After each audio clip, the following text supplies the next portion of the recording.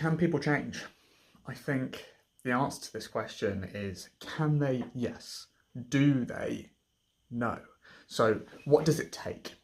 It generally takes a change in behaviour. Think about it this way. You go to an absolute extreme. If you're not a murderer, right? You're not a murderer today, awesome. If you go and kill somebody, you have done the action, therefore you're labelled as a murderer. Right, obvious, clear-cut case, no question. Let's say you're just a normal person, doesn't really do anything special, goes to your job, comes home, plays your games, meets your friends at the weekend, that sort of stuff. Not particularly going out of your way to be charitable. Fine. If all of a sudden, every weekend, you travel into London and you give out 30 bags of sandwiches, toothbrush, soap, a blanket, etc. You do that every weekend, religiously, 30 of those a weekend. At what point would people start calling you charitable? Because they definitely would, eventually. And this is the thing. If you're not happy with how you were described or the qualities that you have, do different things. It's quite simple when you put it like this, but actually taking action, execution, is the hardest bit. Just watched a movie this evening called The Hitman. Fantastically demonstrates this point in that this random college professor does some part-time work, electronics, for the local district attorney for the police force. And he works with a team that sends in fake undercover hitmen to get a confession to then put people away.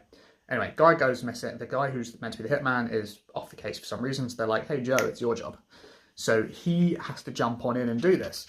And he overhears, a little later in the film, a conversation from his co-workers saying that, I think his name is Gary. They're like, man, Gary sucks, but Ron, that's the guy that he's playing. But Ron, man, I'd go have drinks with Ron. I'd go sleep with Ron. I'd do this with Ron. And throughout the film, he starts to merge his Gary and this guy, Ron, and they physically look like different people, and it's quite interesting. They dress and present differently, and their hairstyle is slightly different, and the glasses, but you look at one, you obviously go, geek. You look at the other one, you go, that's like, you know, your classic high school jock. And in that film, he talks about this, he's a psychology professor, and he talks about changing behaviour and all this sort of stuff, and he eventually comes to a happy medium of the two. But that's what got me thinking about it tonight. In that I genuinely do think it's possible. Like, I can give you an example. For me, as a kid, I was always very small. That's it, pretty much. I was very small. And gamed a lot, nerdy. But then I was kind of fed up with that when I was like 15, 16. I still hadn't hit puberty properly yet. So I started going to the gym all the time. And I got slightly bigger to now the point where people will be like, oh, you know, he's built. Okay, I've been off the gym for a while. Don't hate me.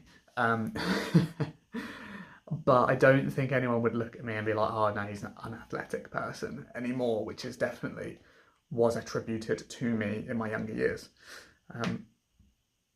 Yeah, and that's very much it. And like my partner, Millie, prime example, growing up, exceptionally anxious, exceptionally. Social anxiety through the roof. But now you could chuck her on a stage in front of 100,000 people and she'd be just fine, because of the actions she has taken to get over that. Now, given the choice, she prefers not to hang out with people and does prefer to be introverted a bit more, but is very comfortable in a social setting, if it requires. So if there's a personality trait or something that you don't like or you want more of, change your behaviours, because that will change how the world perceives you. All right, that's it. Have a good one.